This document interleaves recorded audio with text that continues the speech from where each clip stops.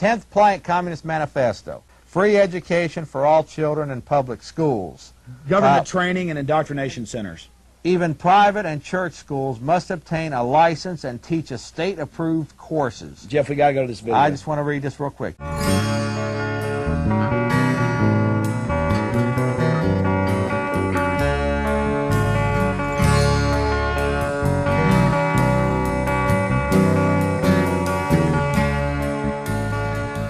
So the comment in the chat, or the question in the chat, is it possible that the communists won and completely subverted the United States? Oh, man. Well, it's like we were talking about earlier. That's an awesome question. Remember we were saying, like I posted on Facebook, the question is, if you have a nation state that's telling you they're going to stop encroaching international collectivism, and they say they have to do it by being more collectivist, yeah, you're screwed. What are you going to do? So, yeah, and that was the other question. I mean, are these ideas, we talk a lot on this show about the power of emotion in persuading people. And when you find yourself in some kind of situation that's just incredibly urgent, even if you are the people in government and the urgency for you, whether the threat is real or not, is that the people are demanding some kind of response. Like, what you're doing. Yeah. So they want to see action. Right? That's, one of the problems with government is you're only good if you're doing something, right, but the only things you can do are really bad. So in the urgency of a situation, the best way to sway public opinion is to use emotional arguments. Well, collectivism, socialism, communism, fascism, tons of emotion and nothing else. A sense of pride, a sense of belonging. So it's possible that these ideas, certainly when delivered to people who don't understand it, it has a very warm and welcoming kind of emotional appeal to it. Yeah. So as people face more crisis, it would make sense that they would become more collectivistic. They would become more fascistic. They would become more communistic. Yeah, so it might not be that the communists won, but that communism won. The ideas win if people don't think.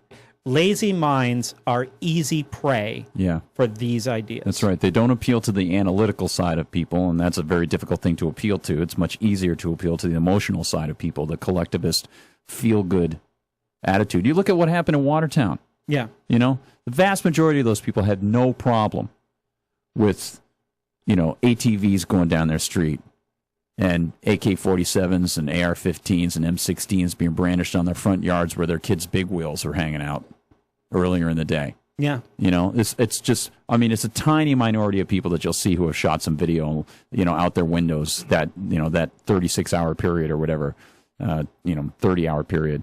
And we're saying, like, what the hell is going on out here? I saw an article about how, in Slate, the Fourth Amendment, you're supposed to have a warrant, but police can overlook that in, quote, exigent circumstances. Really? I didn't read that in the Constitution. Where's that clause about exigent circumstances, a-hole? But this is an argument they were having in the 19-teens. There was real debate about this. Like, hey, this means the Fourth Amendment is gone. If it's okay that a crisis comes up and the government can do these things. And, you look at the Alien and Sedition Act. Yeah. 1798. Right? I skipped that. I thought that would have made this whole thing too big. So broad. But you can talk about it, sure. Yeah. Essentially, the machinery did the same thing then. Yeah. Because people are the machine. Politicians are the machine. Right. And the constitutional laws didn't stop them. But it's the same sort of thing. Yeah. You can't speak out against the government. So... And this is only, 1798, so it's only 20 years after they had the committees of correspondence writing and speaking out against the British government. Yeah. So this emotion that finds socialism, communism, our clan to be appealing is preyed upon, I think, whether it is explicitly written as a philosophy or not. What do you mean? It's...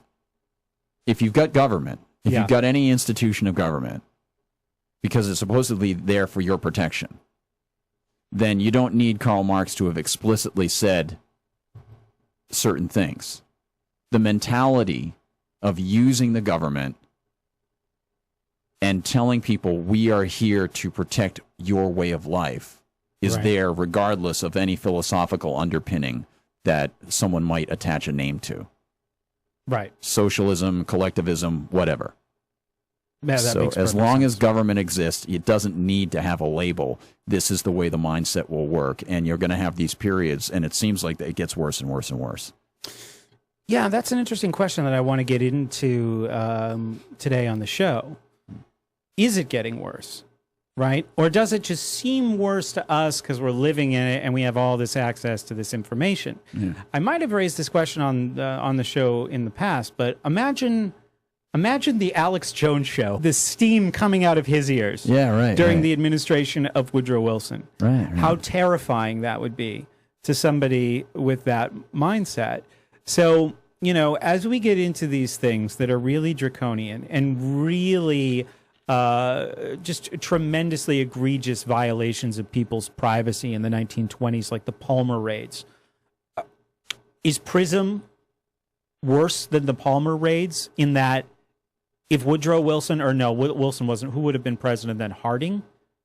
If those people in those government departments, let's say just Palmer himself and Hoover, J. Edgar Hoover, if they had access to this technology, the Palmer raids would have been Prism. Yeah. You know? Yeah. So it's hard to say if things are...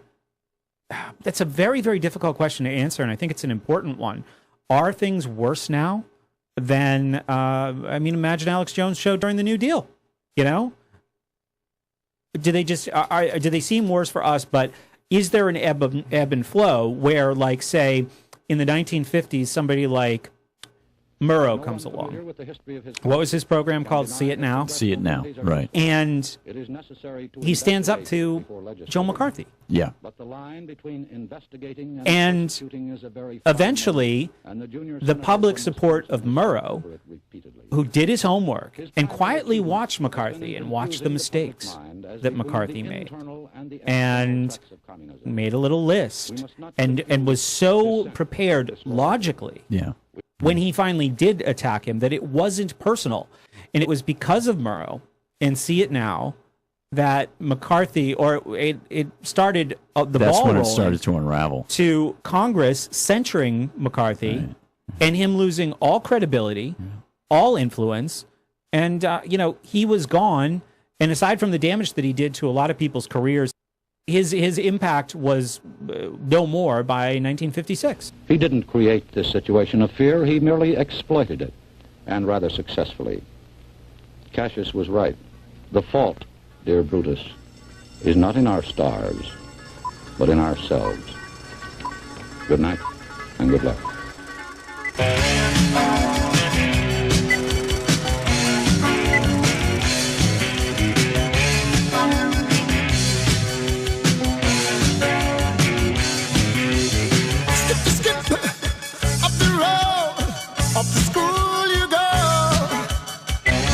Bad boy, Johnny.